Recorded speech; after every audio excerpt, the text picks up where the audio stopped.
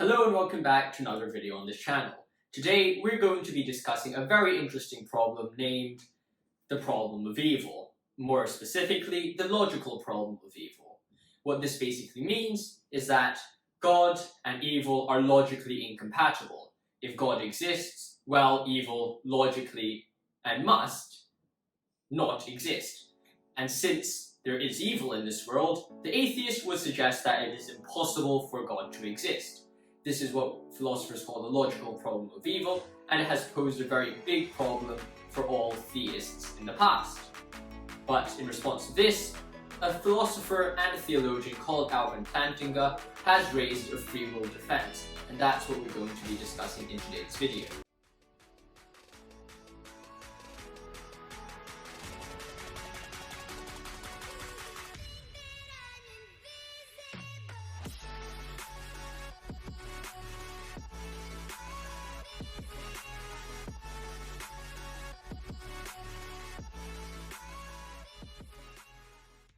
So what exactly is this free will defense? Although it's actually quite a long discussion, which is commonly found in Plantinga's works God, Freedom and Evil and The Nature of Necessity, where he raises the free will defense, I will try to summarize this as briefly as possible and also demonstrate why it is a powerful response to the logical problem of evil.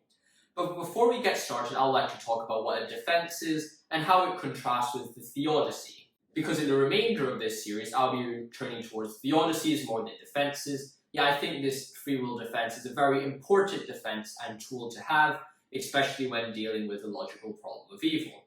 So a defense is basically an argument or a rebuttal which is meant to show that evil and God are not logically incompatible.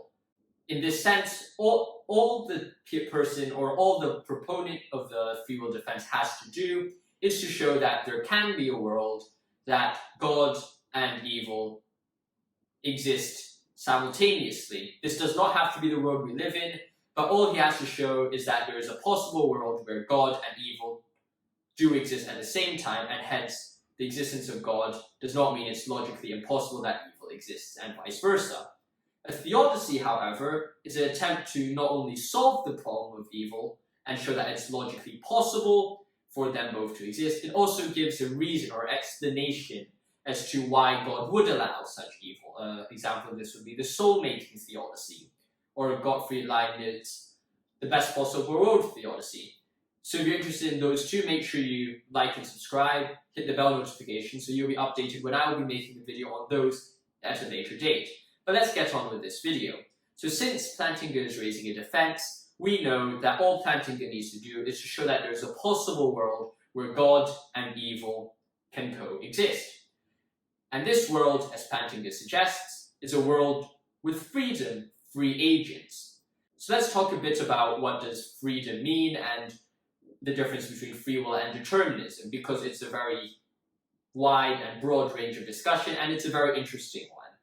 A free will is essentially humans have the freedom to choose whatever we want to do. Like I could freely choose to pick up the Lord of the Rings, for example. I have a copy here. I could freely choose to pick it up. I freely choose to put it down or something like that. Whereas under determinism, I am predetermined or I'm forced, or not really forced, but I have to and I have no choice but to pick up the Lord of the Rings. Like my action of picking it up again is completely determined and I have no free choice over it.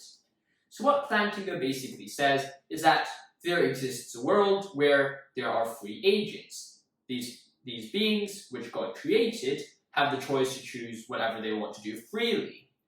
So with this in mind, it does suggest that these free agents can choose to do good or choose evil. And this is essentially what is central to the claim of the free will defense.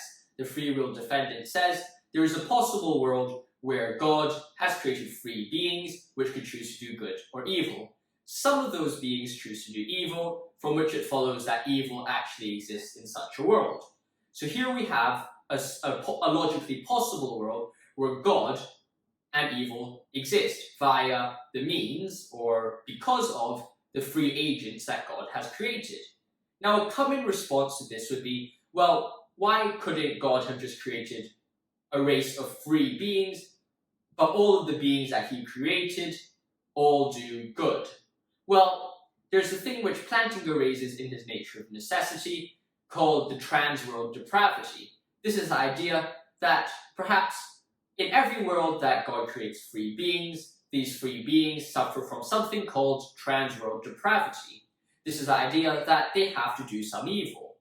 So with this in mind, and since the transworld depravity doesn't seem logically impossible, and it's definitely possible, surely it's possible that God creates human beings with transworld depravity, and hence evil exists. So here we see two systems, similar systems, where God creates something and evil exists in the same world that God creates. And since these two scenarios appear to be logically possible, and make sure to note that it does not need to be this world we live in, it could just be any world, it follows that it's possible for God and evil to exist simultaneously.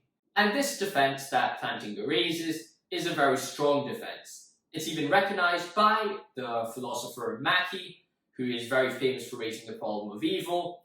Even he admits that the free will defense does solve the logical problem of evil, although it doesn't solve the evidential problem of evil. But, of course, as Albert Einstein has said, if you judged a fish for its ability to climb a tree, you would always think the fish is stupid, something along those lines.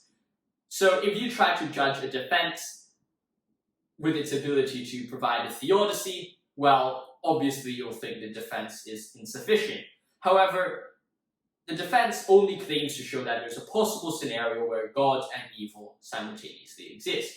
And with this in mind, the idea that it's possible that God and evil simultaneously exists, we can accept for certain that God and evil are not logically contradictory and they can both exist in the same world, hence solving the logical problem of evil.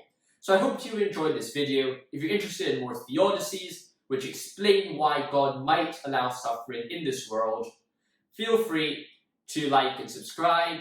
Liking and subscribing would mean a lot to me and it will help this channel grow.